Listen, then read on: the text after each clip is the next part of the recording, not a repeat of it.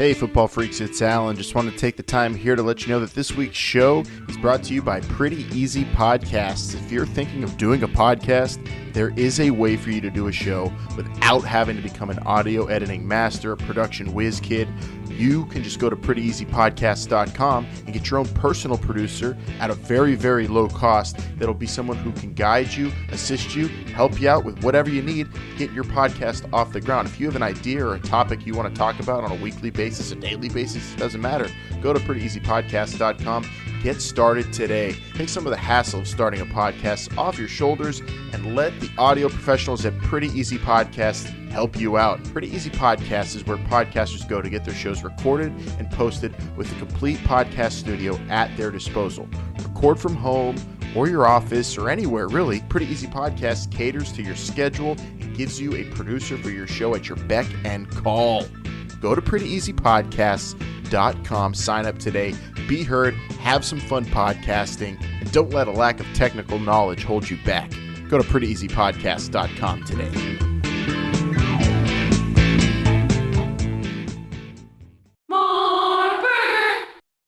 This is the future. This is not the past. The new XFL will kick off in 2020. If you smell what the XFL is cooking.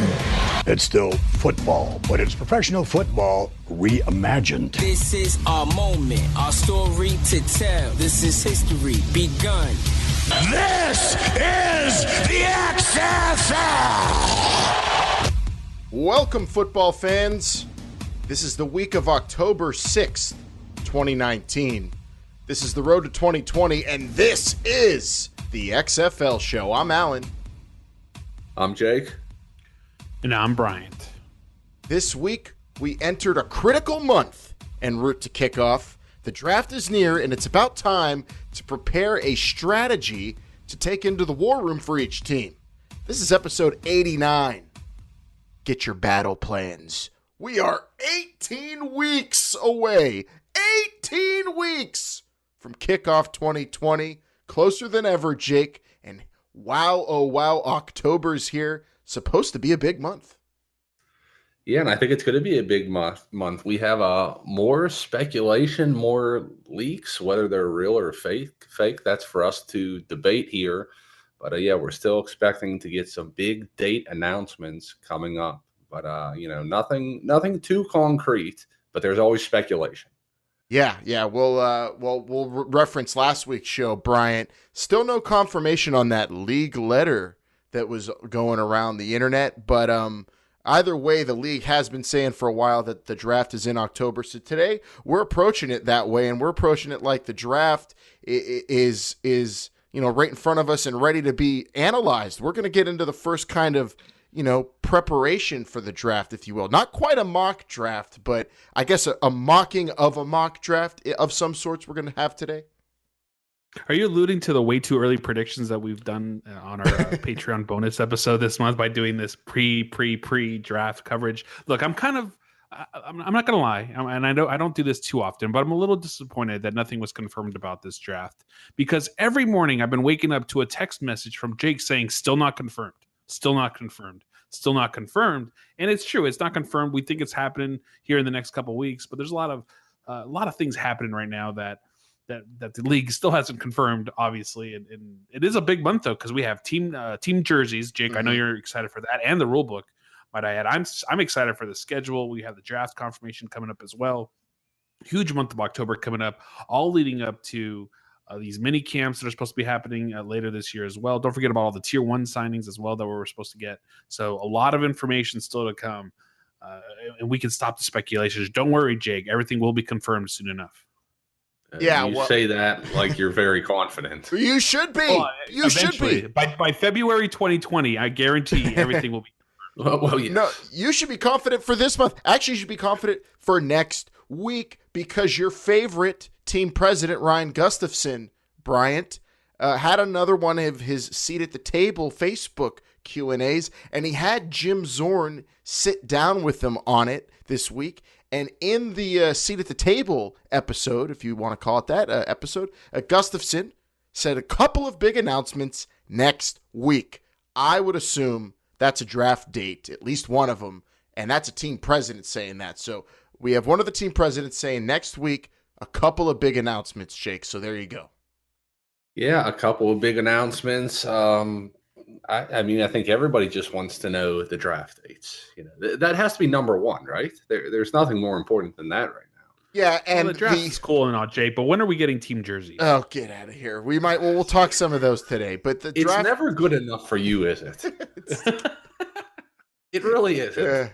Well, just know that the speculated draft dates still are October 15th and 16th. That's what came out last week, and we touched upon a lot of it. So we're going to kind of approach today's show as if those are the dates or the general dates, because October's a big month, and we want to start talking draft. Vince isn't on right now, guys, but I spoke with him earlier, and we're going to use the magic of podcasting to insert that segment into this week's Hot Read later on. And you both and I will also talk when we get into draft preparation for each coach in terms of what kind of position you're thinking about, what kind of pick you make with that very first pick of the draft. A 70-person draft we're going to be talking about here in a couple weeks. Never would a first pick in a 70-person draft mean so much than if you're in an inaugural football season. I mean, if you really think about it, if the NFL had 70 picks every year in college football, that would just be an obscene. People wouldn't even pay attention, but 70 picks for an inaugural team, you're putting your team together. 1 through 70 is going to be very important. So we're going to break down every single 70 picks today on this show, and I'm super excited for that. Well, not every single pick today. Oh. No, this is a pre-planning for the battle plans. Got it. We will be breaking down every single pick before, during, and after whenever this draft happens for sure. You absolutely have to bet that Vince and I, at least, are going to be probably churning out like 90 mock drafts for that. Don't exclude me. I've been putting in my work. On the behind the scenes over here on the West Coast. I've been putting in I've had the stopwatch in one hand, been watching YouTube videos for a while now. I'm ready. Well, I hope you are. I hope you're ready, Jake. You don't have to worry about mock drafts. You could, unless you want to. Well, I was going to say, if you're doing 90 mock drafts, I might as well put one out because clearly they don't have to be right. They don't. That's why they're called mock drafts. I've always thought to be mocked at. That's what I always think the mock part of the mock draft is. But you could approach it however you want. Lots of draft to talk about. Also, there's something we kind of alluded to maybe happening last week, and it actually looks like it might have. Scammers out there. We said that letter might have been a catfish scam or something because it wasn't confirmed and no one would attribute who leaked that letter about the draft dates, right, Bryant? But this week, apparently, another letter was sent to some players that looked like one of those Nigerian print scams you sometimes get in your spam section of your email. Yeah, these are those emails that they say if you respond or if you reply, you will be exposed immediately. You got to be careful out there. There's something going around that says it's from Eric Galco. Obviously, it is not, but it was asking players for money to, I think, what was it, Alan, to gain so that their tapes were looked at or something like that. Yeah, something weird. Basically, we need money. So come on, if you're a prospective player, a hopeful player, if you don't have an agent, this will be tougher to do, but just confirm these things. If they're asking you for money, that's not the league, okay? So I'm hoping no one really fell for that. But, yeah, we saw that floating around I saw it on Reddit this week and just couldn't believe it because we just talked about stuff like that, and that just seems silly. I really hope nobody fell for that. Also, last week we talked about scheduling week 1. We did that here on the show, and we loved the schedules a lot of you sent us at XFL Show on Twitter, Instagram, and Facebook. And we saw some people really agree with, I think, Vince and Jake on the Houston-Dallas deal, Bryant. But I'm looking for more week 1 schedules. Send them in at XFL Show. Keep them coming until the schedules come out. We could still speculate on that. Not surprised, though, Bryant. Not a lot of people are siding with you and I on holding off on Houston and Dallas. Everyone wants that matchup seemingly right out the gates. It was interesting because more people sided with them on that specific aspect than I thought would. But Jake brought up a great point that I just want to rehash a little bit right now, is that the storyline going into week 1 of the XFL is that the XFL is back. And you really have to remember that when you're trying to schedule these teams, because maybe you don't want to have some of these rivalries in week 1 because you're wasting the rivalries for week 2. The story for week 1 is the XFL is back. So maybe that's why I'm thinking people would want to push, but I guess we'll find out soon enough what the XFL thought and if they think the XFL being back is enough strength for week 1. So at XFL Show, if you want to keep sending those schedules in or anything to us, we're always available and talking XFL football 24/7 on social media. And, of course, we appreciate you joining us here on our Made podcast feed. As Bryant alluded to, also this week we put together a way too early predictions bonus episode for our patrons. We love our gentle patrons on Patreon, and it was fun. We predicted basically the champion, the MVP, defensive MVP, a bunch of awards, how the 2020 season might go. And we wanted to do it before we had any more information about teams and the players and whatnot. So to make it absolutely as absurd as possible. And it was pretty nutty. It was a lot of fun though.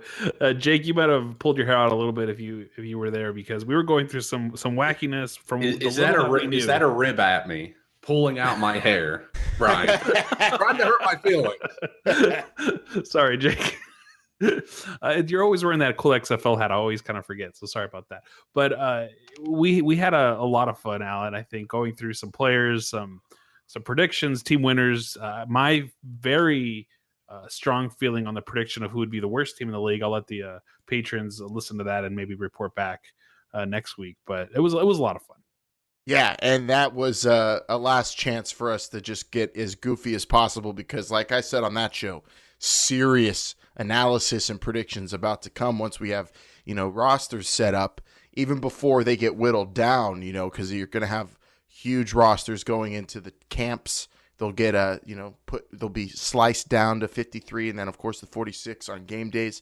So really had a lot of fun with that. And there's a lot of bonus content on Patreon if anybody wants to check it out. So thanks to our patrons who do. Without them, we wouldn't be able to churn out all the bonus content and also have the means and time to do all the research and stuff that we do for the show. And it's been awesome on the Patreon, and that's just going to get even crazier here in this big month of October. But this next segment might be as crazy as that show, I'm thinking, because of another thing that leaked out online this week, Jake. And I said, there's a Jake segment, because I'm on social media and I see I guess the legitimate, maybe, Tampa Bay Vipers jersey. Looks like the road jersey to me on the internet. Someone's saying that this is the real deal. I don't know for sure. We'll debate that. But Jake, we might have the first jersey out there for people to put their eyes upon. Yeah, we may. I mean, do you want my full thoughts on this right now? Oh, yeah, we're going to get into it in this week's cover, too. Where football goes to be reborn. Where football goes to be reimagined. Where one goes to find more of what they need. A place with endless possibilities and hidden gems. A place where only one's limitations determine how much is explored. A place that gives you all the football you can handle and more. This is the XFL Show's Patreon, guiding you to February 2020. Going for two. Go for two and the lead. So the leak is apparently of a white Tampa Bay Vipers jersey. It's out there, and of course, there's no attribution to the league or any real source of where this jersey came from, except from some guy named Dan on Twitter at @Danny_boy. It's the only person. It's a person who apparently put this image out.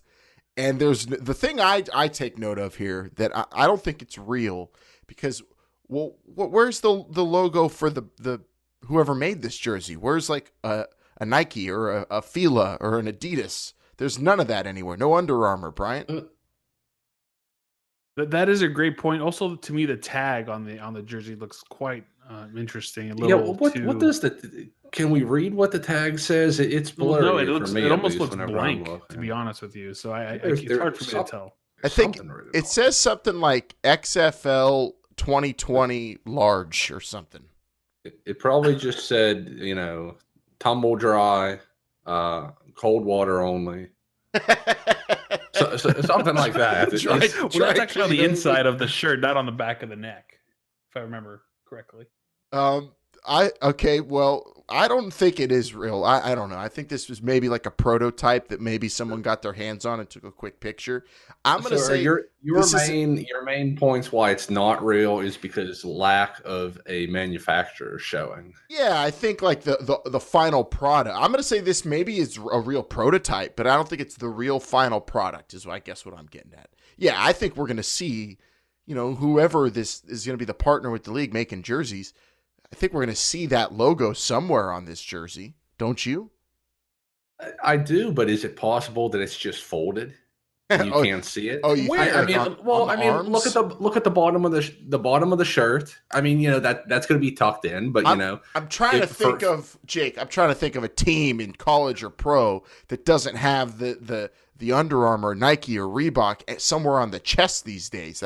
Sure, they do, but we still don't know exactly, who's going to be doing this. I mean, Penn State's infamous for not having the names on the back, but Nike on the front. I mean, that's just what they do. It's what everybody does when they put a jersey together. So that's a little weird to me. Also, to me, when do you guys ever see a sample jersey with the number 40? Like, it's always number 1.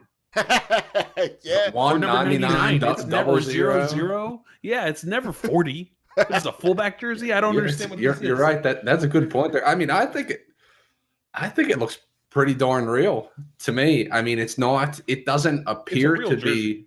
It doesn't appear to be just a Photoshop job. I mean, one thing, if it is a fake, something that I noticed is you've got the XFL logo on there, which we know they're going to have. But I thought you would have that consistently, the red, white, and blue color scheme, so it's the same across all jerseys. But maybe they're making it specific. I mean, it looks. I'm good. I'm just going to say it right now. I think this is what the jerseys are going to look like. I mean, I don't think the XFL logo is going to be the same as the team colors, which is what we're looking at here. That also looks kind of odd to me that you bring up. And this might be the color blindness coming in, but are these the exact same colors of the Vipers logo that was revealed when the teams were announced? Yeah, I think so. Yeah, there's a little more gold to the gold. XFL and to the actual is a little different, but the shoulders has the right yellow, the right lime green, the dark green. It's pretty similar. And if this is the right jersey, I like it. I like everything they did here. I like the font. Jake is a Tampa Bay Vipers fan. That's still not confirmed, but that secondary logo they got, the one on the chest here. Yeah, big fan of the Viper face. I'm a big fan of the font. I was expecting the Vipers jersey to be some of the busier jerseys in the league. Maybe like more stripes or like I don't know, scales or something like that. Yeah, but that's why you got pants. I think I'm with you, Alan. I think this is a prototype that maybe didn't make that. It's a very close in proximity of what we're actually going to get. It might be something that somebody put together on a sewing machine, based with Oliver Luck and Vince McMahon standing behind them. I don't know, something to that degree. But I'm with you. It's probably a sample that maybe got a picture got slipped out or something like that. But it's just not the final or finished product. And just imagine how nervous you would be sitting down at that sewing machine if Vince McMahon was standing above you going, I would lose a come on. Look at the numbers, Pop. It's the quality of the play. It's the quality of the sewing. It's the quality of the thread. I want to imagine whoever leaked this, what the league cannot be happy. They don't want the jerseys leaking out like this, although they haven't taken ownership of this one, which guides me towards the direction of prototype, not finished product. But I think it looks like a pretty cool jersey. Can't wait to see the rest of them. Got to see the home jerseys as well. See if these teams have alternate jerseys. Lots to discuss on the jersey front. Jake's super excited for that. While we do all the mock drafts, I'm sure you'll do a lot of, not mock up jerseys, but you'll probably do a lot of reviews of the jerseys. I'm sure, Jake. Oh yeah, you can never run out of things to say about that. Maybe a blog post per jersey per team. So at least 2 per team, and then maybe even alternate jerseys. 1 blog per. I want 1,000 words on each. I don't think you're getting alternate jerseys on season 1. I'll say that. Yeah, me neither.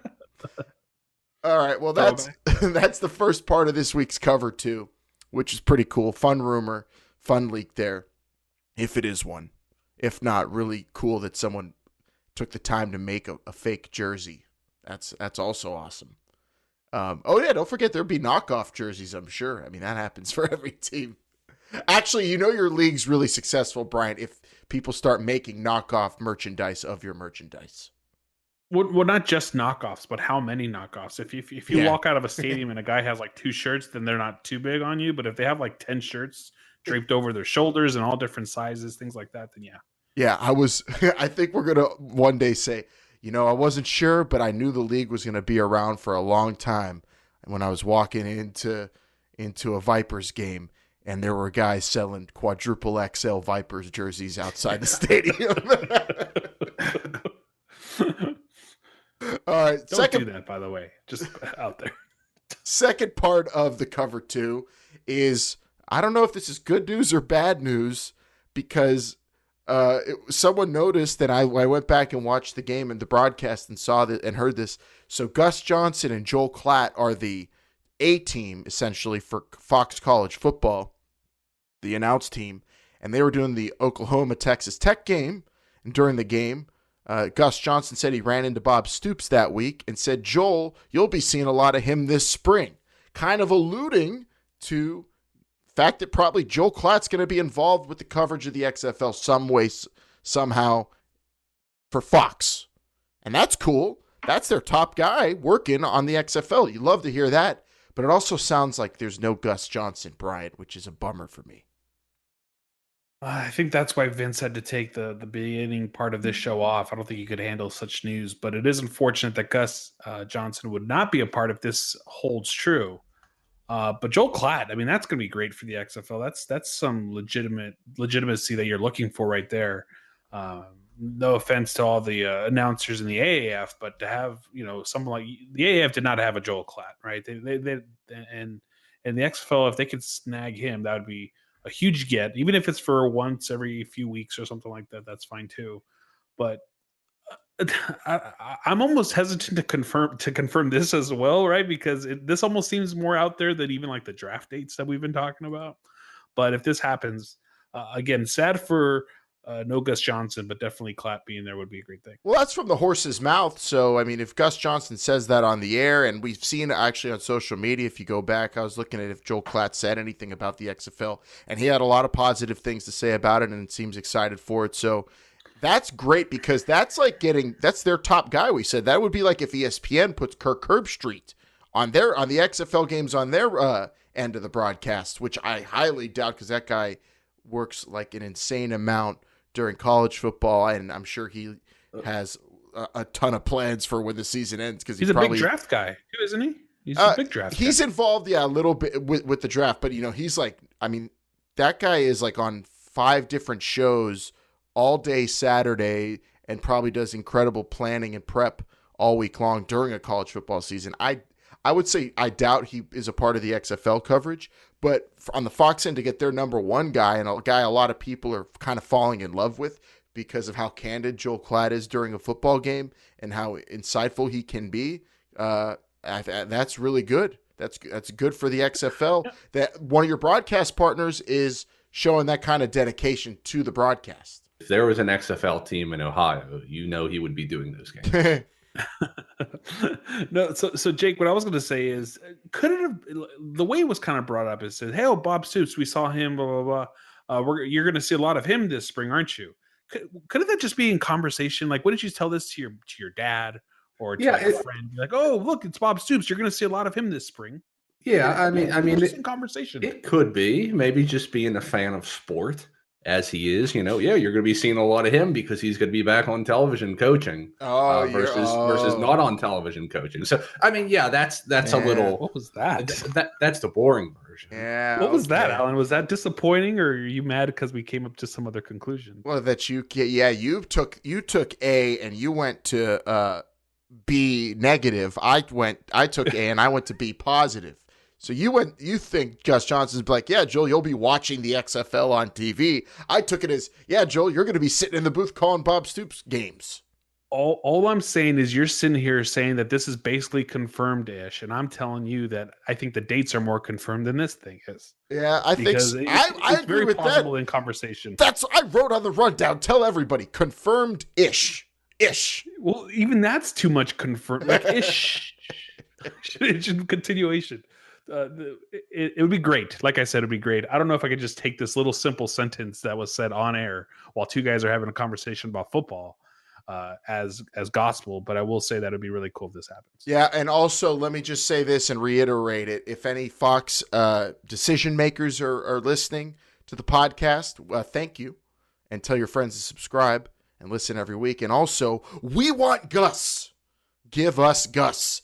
I don't care if it's all season long or just a couple games, but let Gus call a game or two. We know he has college basketball. He has a lot of other duties, but if he could find the time and, you could persuade him a little, I think the fans would love to hear Gus Johnson call an XFL game. Oh, 100%. Amen. Man, I'm excited for that too, really, because as a broadcast nerd, I can't wait to see who's calling these games, who's going to be doing the studio shows and reporting, and who's going to be involved in all that, and who we're going to be able to get on our show. That's going to affect our show too, because we're going to probably be reaching out to a lot of these people. We'd love talking to the analysts about XFL football. More people are about to be talking XFL football, which is it's awesome. We love talking to all the fans and people interacting on social media with us. But like we said last week, the influx of viewers, the influx of media, they're going to start giving attention to the league. It's going to exponentially grow the community here, Jake. Yeah, without a doubt. We're getting, like I said at the top of the show, never have we been closer before. And more pieces, you need supporting cast. A lot of people, they may be watching these games at a bar where, they got the jukebox playing, or you just can't hear the audio loud enough. But, this matters to legitimizing the product, I think. Something that, clearly, as Bryant would tell you, the AAF did not do. So it's all supporting pieces that really help the final product. And it's great because we're going to get a bunch of new friends, too, which I'm really excited for. Oh, well, I mean, it'd be great for you guys to make friends. I mean, I've been making friends for a while now in this league. You've had enough headlocks on you. You don't want any more friends, do you? You could never have enough. Fresh. I can have more friends. I'm just saying you need to start. I've already been on this train. I am close personal, long-time good friends with Kevin Gilbride. He just doesn't have my number like you and Coach Moss. All right, that's this week's cover too. A lot of fun there with the jersey leak. Cannot wait for those to get revealed. Cannot wait for the announcers to be revealed by the broadcast partners at Fox and ESPN. And hopefully those are going to be a part of the big month here in October.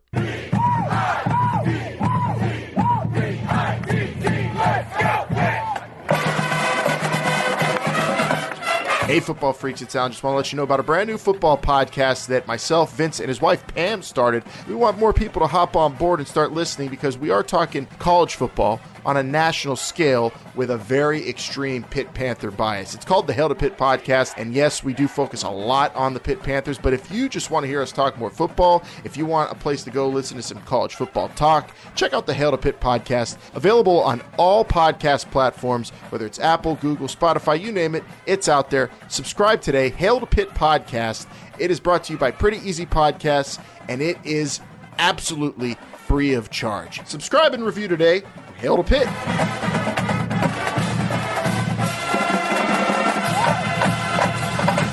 But without further ado, it's time to get into the first bit of draft analysis and preparation that we're going to have on the show because, well, if it's going to happen here in a couple of weeks, we need to be ready and we need to start thinking about what these coaches are thinking about for at least the first round. There's 70 of them. And Vince isn't here, guys, but I reached out to him earlier in the day when he had a little bit of time to talk some draft with me, and he's going to kick things off and talk about every single coach and their thought process, or at least what we think their thought process might be going into round 1 of the XFL draft. And afterwards, all three of us will take it from there and give our thoughts, discuss, maybe yell at each other. I don't know how it's going to go, but it's going to be a lot of fun in this week's Hot Read. Blue 58!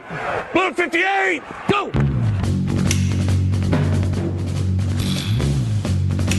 Hey, Ric Flair! Ric Flair! Pepper, Clip, Caliber. Motown, happy, jolly, drunk, Buster, Boomer, Tiger. I think he's got a hound too, Rodney, I think. B-19! B-19! Hey, Seattle! Ryan! Orange 83! All right, Vince. We are going to discuss some draft tactics because, well, I mean, we're pretty much just a couple weeks away, apparently, from this draft. You got to have a strategy when you enter a war room, right? Oh, yeah, you got to have your big board, you know, position groups analyzed, best available type stuff. You know, you really got to know and this is very unique. You're drafting a whole team. Yeah, 70 players. That's a big draft. So there's a different strategy from what we are used to with a traditional NFL draft. So going into this, it's also odd because we assume that the top players in this league are going to be not on the draft board. They're going to be selected outside of the draft, 8 quarterbacks, tier 1 players. So knowing that, for each coach, we'll run them down, and that's what I'll do with the guys later on. But I know you're on limited time this week, so I want to get you in on this topic because you're a good draft talker.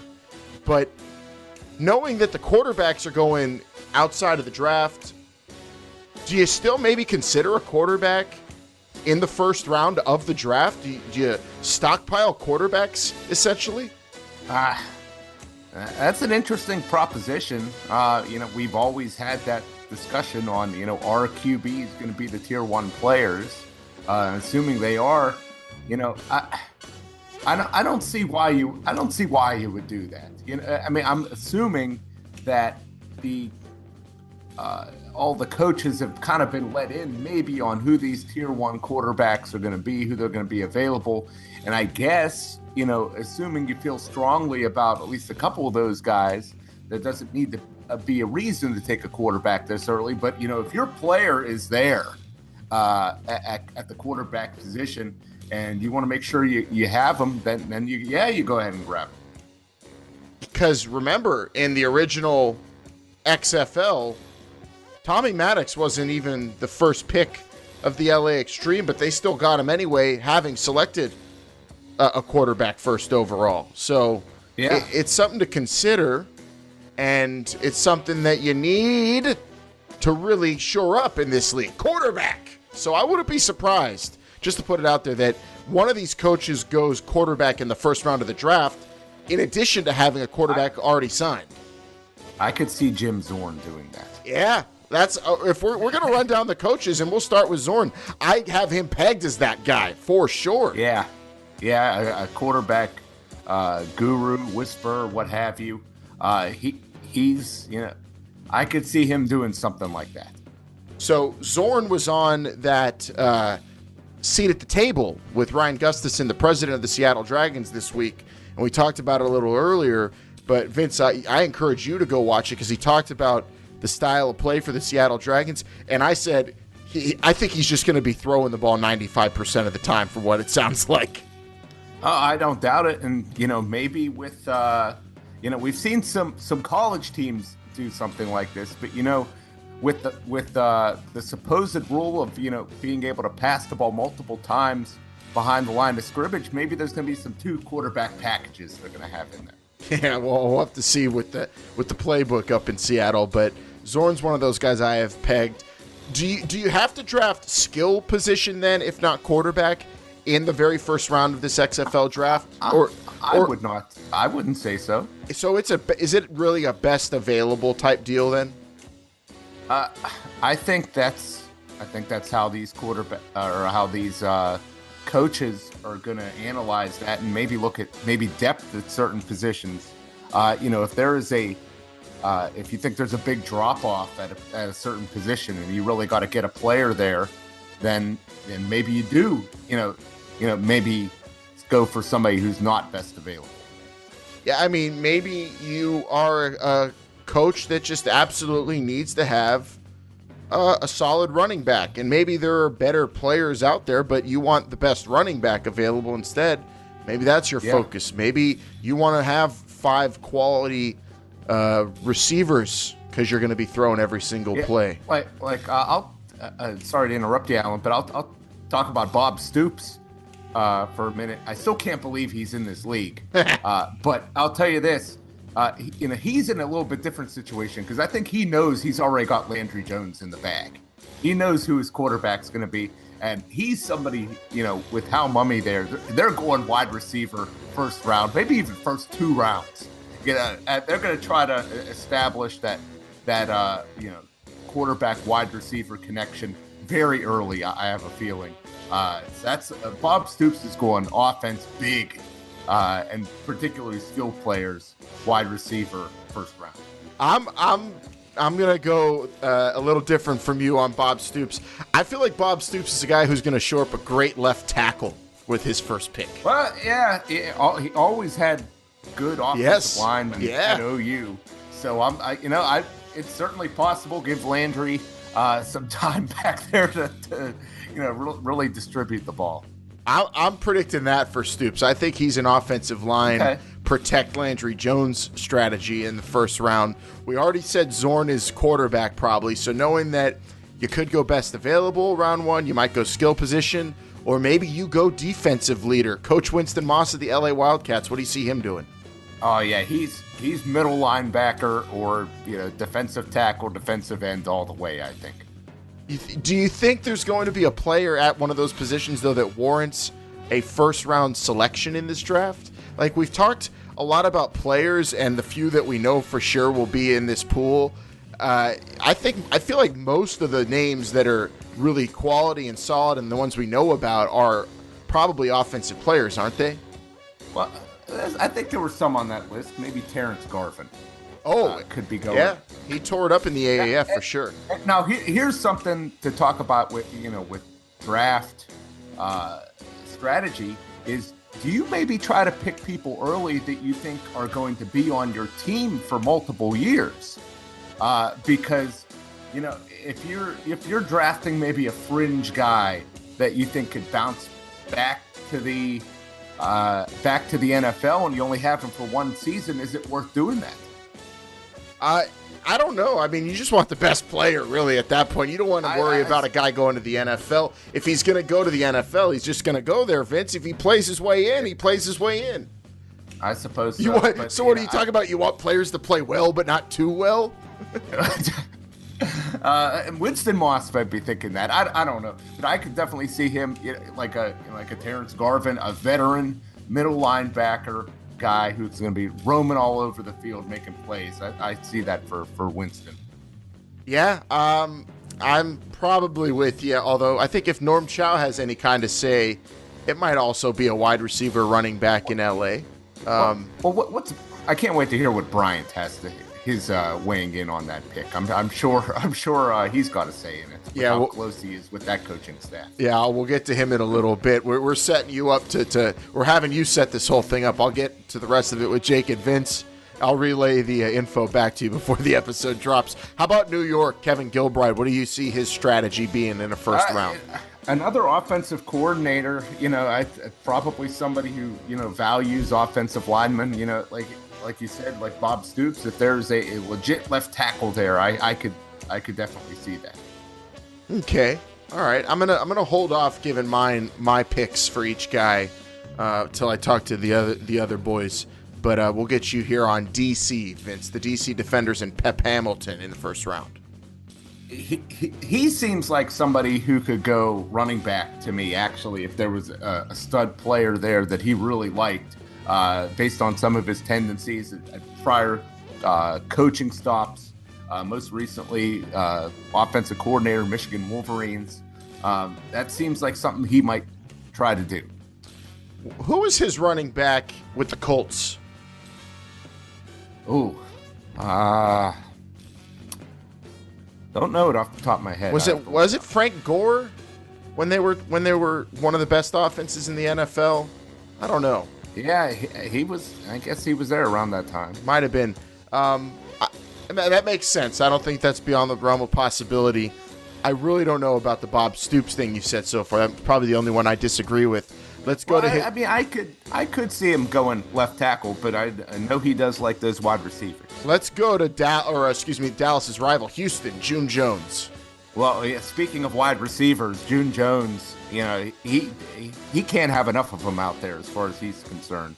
If there's a big wide receiver, or even like a legitimate, dangerous slot receiver, that's his style. Okay. You really have said no defense except Moss. I'm hoping you say one of the last guys will maybe do that. Trestman in Tampa Bay. He's another offensive guy. I'm sorry. I just feel like these guys are going to stick to what they know, which is offense for most of them. Maybe Coach Hayes in St. Louis, I could see him going defense. We really haven't analyzed the board of players yet, and I got to stress that, if we sat down and really analyzed and looked and critiqued and came up with our own boards, I think once I see that, I could maybe give a little bit more explanation. I'm just trying to guess based on, tendencies of the coach, but maybe once we see this, we're going to say, hey, there are some, serious defensive linemen, or there's some serious cornerbacks, and cornerbacks I think are going to be very important in this league. If it's a wide open type system, you got to have guys that can play back there. And I think that's going to be a hot commodity position.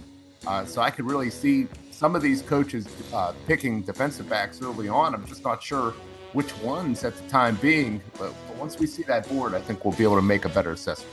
Yeah, this is very much speaking in generalities and focusing on the coaches and like you said, their tendencies, what we know of the kind of football that each guy might be playing.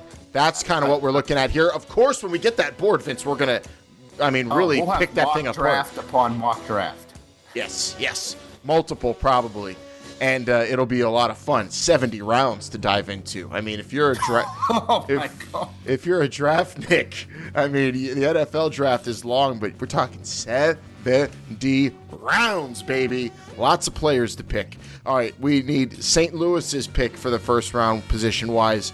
Jonathan Hayes, the Battlehawks. Vince, what do you got them doing? Yeah, this guy, the feeling I get from him, he's a tough in the trenches type guy. I could see him going offensive or defensive line. All right, so we've got a good mix there, but I think you feel the majority of these coaches will go skill player in the first round to help the quarterbacks. If they feel that there's a players worthy of that, I would say.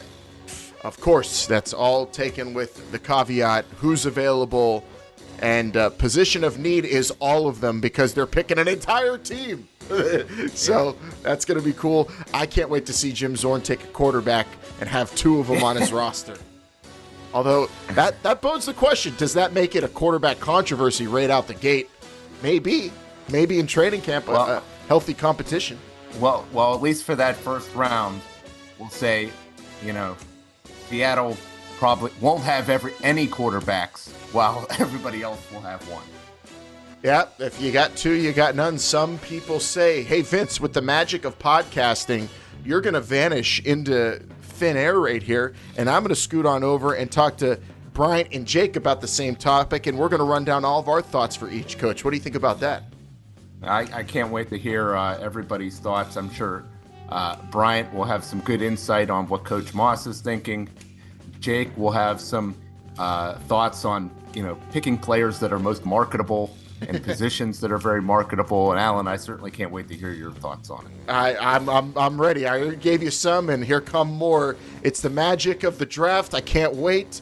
Vince and I will be nerding out for the rest of the month of October, and with the magic of podcasting, here we go on talking more draft here, bringing Jake and Vince in, or excuse me, bringing Jake and Bryant back in on the show. Abracadabra.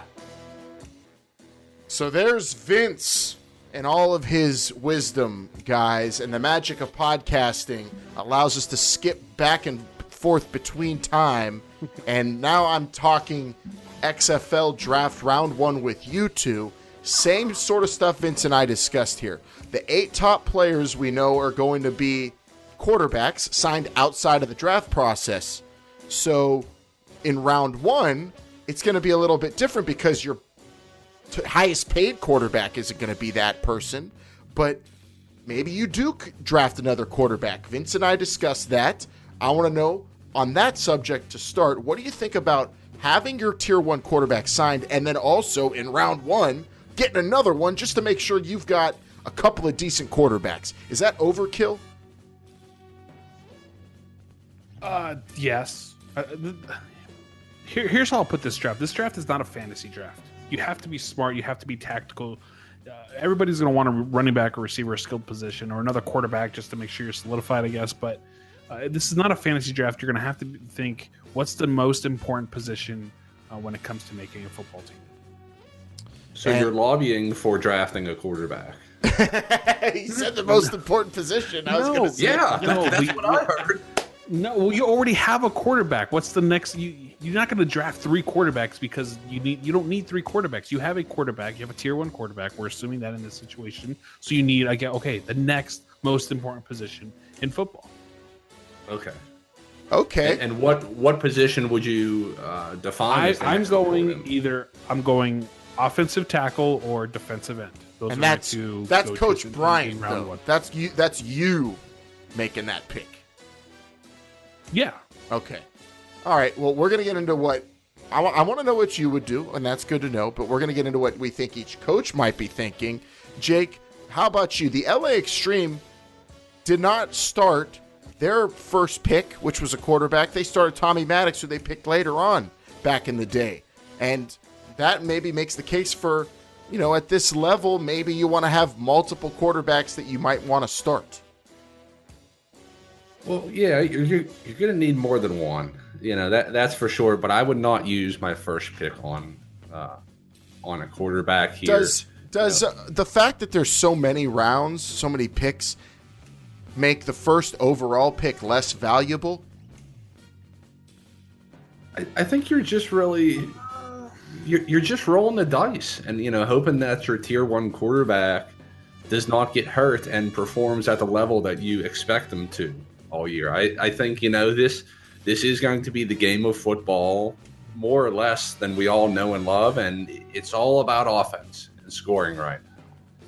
So I think for that reason you want to take Coach Jake at least would take a receiver over a running back or over another position in the first round.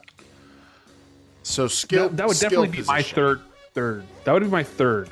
I think wide receiver. We saw in the AAF that some of those passes that were pretty good passes were just dropped by receivers. So if you can get yourself a solid receiver, I'm okay with that one.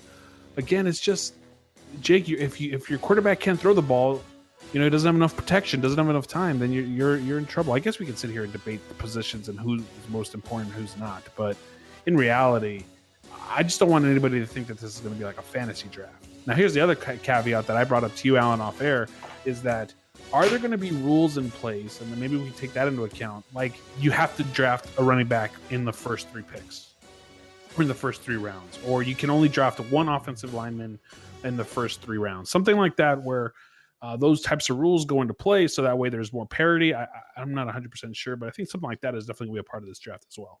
I don't think you're thinking we're going to have like rules on positions and who you got to pick when? I think this is going to be a free for all. Why wouldn't it be? You're putting your own team together. Why would the league hinder or restrict what kind of selection you can make in this draft process? What's the reasoning?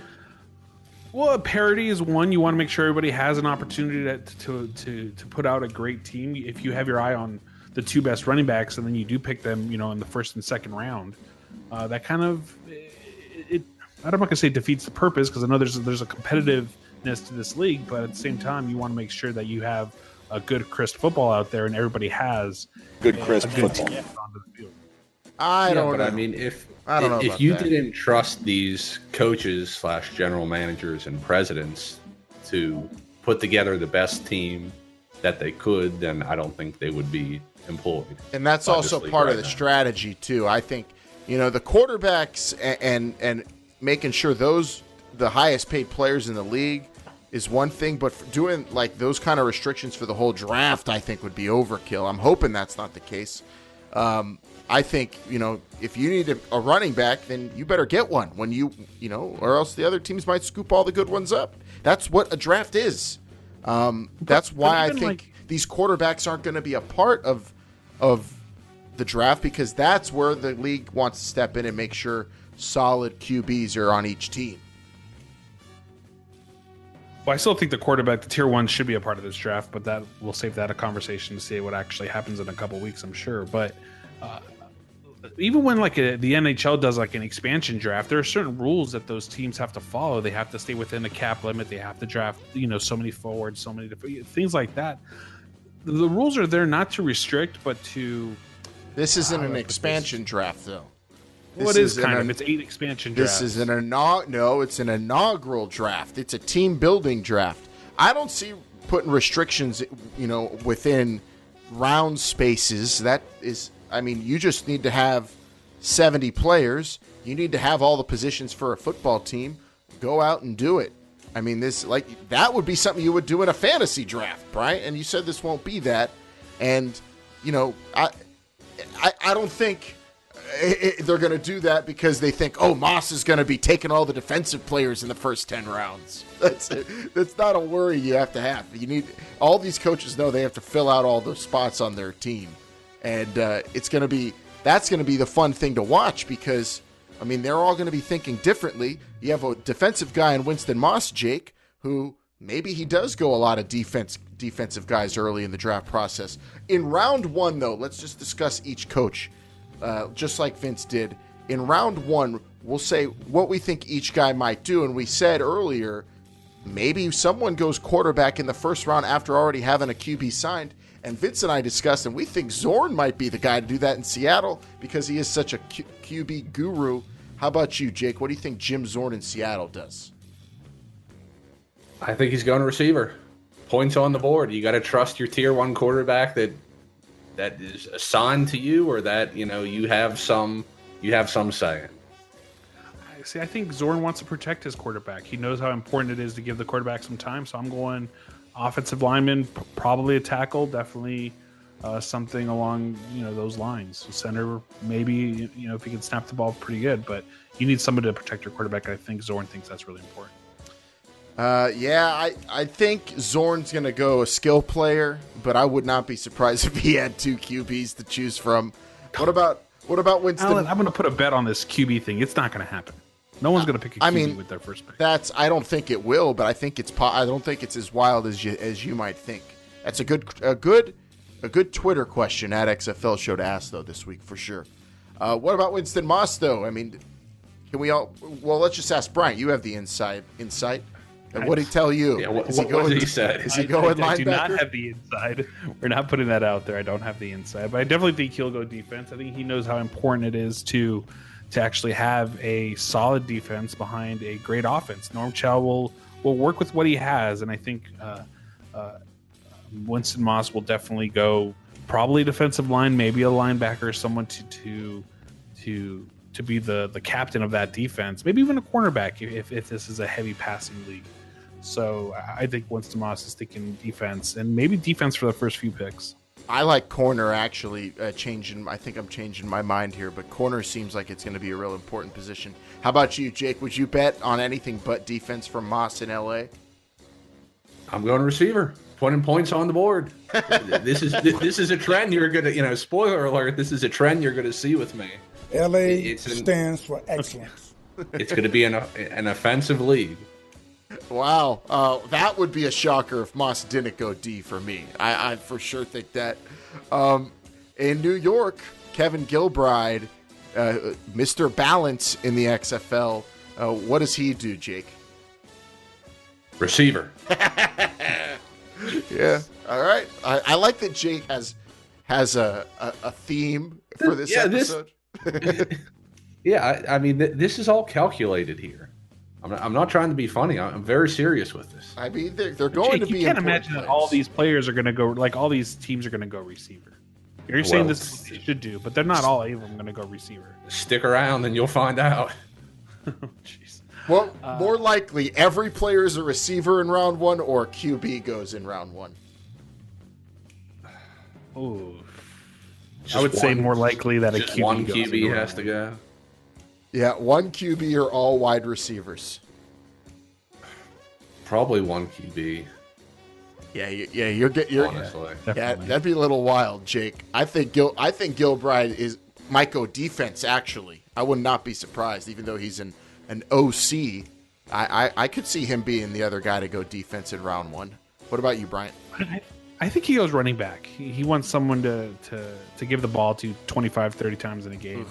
He's going to go running back and try to snatch the best one available. You know me, though. I'm a running back is a dime a dozen guy. Don't go running back anybody. Not in this league. They're not that much of a dime a dozen. I'll tell you that much. I wouldn't if I'm any of these coaches. And if you get me in a room with Coach Moss, I'll convince him of it. Although I don't think I have to. I'm pretty sure he's going defense. What about Pep Hamilton, the DC Defenders, Jake? Receiver. All right. Makes sense. He's an offensive coordinator. How about you, Brian? It makes sense, but he's just going to say it anyway. Pep. I will give Pep going into the receiver route just because I feel like he likes that fast option on the outside. So I'm going to go Pep as probably the only person that I think would go receiver in this draft in the first round. All right. I think you could see Pep go best. He seems like a best player available guy to me, which is what I am. Bob Stoops, though, I would 90% bet on offense, and I think I know where you're going here, Jake. That's why I'm going receiver. Yep. Vince, I think, said Bob Stoops might take all wide receivers to start the whole draft out, but I said left tackle because Oklahoma known for great offensive linemen. What about you, Bryant? Definitely offense. That air raid just seems like something that he really wants to do out there. I can't see anything other than a receiver, maybe a running back that can put out into the slot. Unless he likes a big tight end or something like that. And I just see someone who's going to be catching a ball for Bob Stoops at some point. So along those lines somewhere. You think it's Michael Crabtree to get back into the air raid, the Hal Mummy air raid, and relive his Texas Tech glory days? Hey, it can happen, man. Houston. It's a league of opportunity. Houston, the rival of the Dallas Renegades, and June Jones, another offensive-minded guy, a guy who had quarterbacks put up billions of yards at Hawaii as a college head coach. Jake, what do you think June Jones does? Well, that's why you got to go receiver for June Jones. Yeah, I actually am with you, and I definitely think June Jones goes receiver. Because he's going to be – I'm going to go out on a limb and say that team throws the ball more than any other team in the league. Even more than Jim Zorn, who sounded like he wanted to throw the ball 99% of the time, too. I think June Jones goes 99.9. Brian, what about you? Honestly, I think June Jones is going to be confident enough in his offensive skills that he's going to be able to do whatever he wants with any of them. So I think he's going defense. And I say probably somewhere, maybe a defensive nose tackle. Oh, wow. I don't know if a D lineman is first round at all. I have a feeling that everyone's going to be valuing the corners and the receivers a lot. Edge rusher is going to be necessary in this league? It will be, but I just think a lot of the coaches are going to value corners the most. You're going to have to cover well. We'll see. If it is another defensive position, I would say edge, probably. Very important position. Marc Trestman in Tampa Bay, another offensive coordinator, offensive-minded head coach. What does he do, Jake? He's got to go receiver on this pick. Why? Because you think you're going to have a lot of receivers running around in those jerseys? Because it's going to be a passing league. It's going to be a passing league. That's why. Just how the NFL has been. But Jake, you're not going to potentially pass the ball twice. So why don't you get another quarterback? You're not going to try to change that and be stubborn because you want it to be something that it used to be 50 years ago. I'm going to go Marc Trestman picking. He seems like a best player available. I think he might be the kind of guy who would take a running back first round. Definitely offense, though. It's going to be so crazy. All offensive players in round one. I don't see that happening. I don't think Trestman's one of the guys to go defense, though, Bryant. What about you? Yeah, I definitely don't see him going defense, but I do see him doing something a little off kilter. So possibly a running back. Like I said, I brought it up earlier, but maybe tight end goes here if he finds a good tight end that he likes, something along those lines. Maybe a receiver, to Jake's point, but definitely offense for Trestman. Definitely not a fullback, though. No, I think we can all agree fullbacks won't be going in the first round of the draft. I mean, we don't know all the players that are in the pool, but I can pretty much guarantee, Jake, there won't be any fullbacks taken.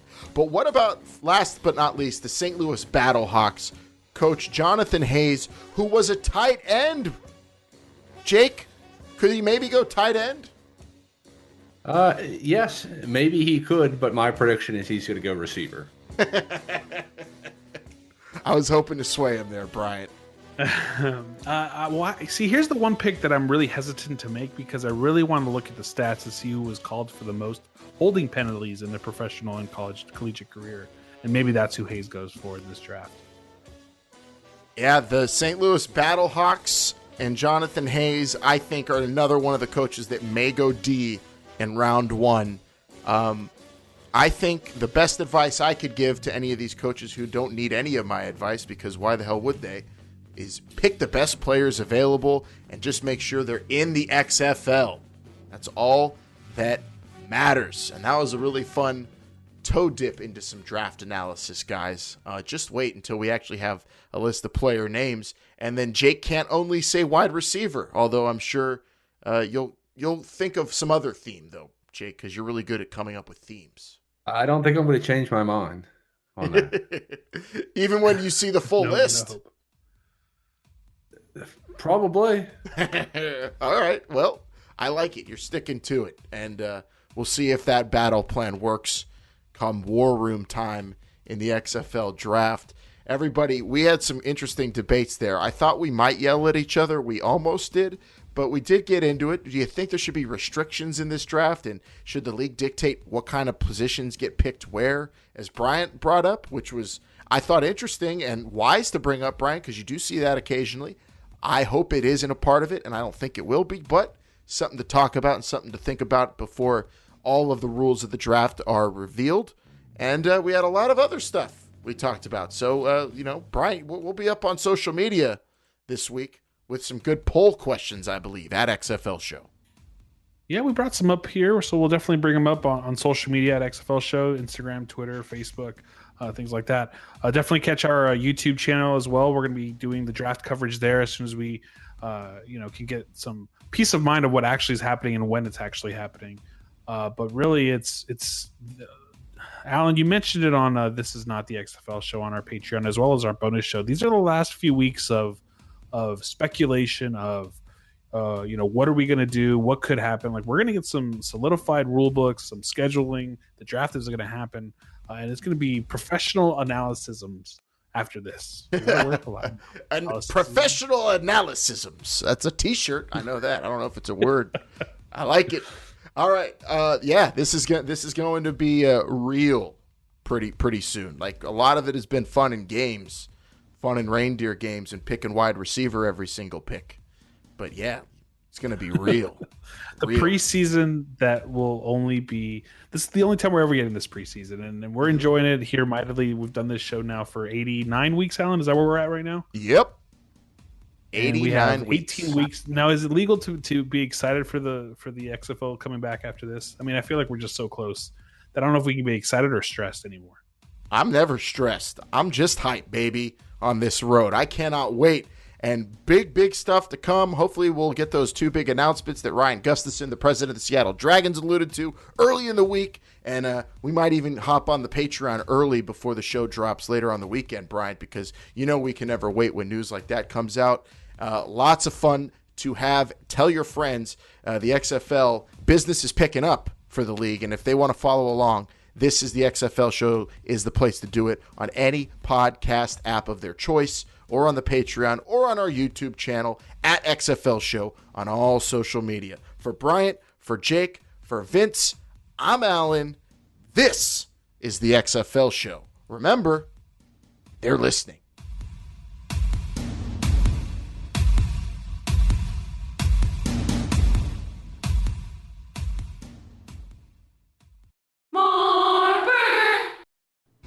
Thanks for watching and listening, XFL fans. Don't forget to tell us what you think in the comments below, or even better, hit that subscribe button to stay up to date with all things XFL. Check out some of our other videos and follow us on Twitter, Instagram, and Facebook at XFL Show. This is the XFL Show is a production of Pretty Easy Podcasts.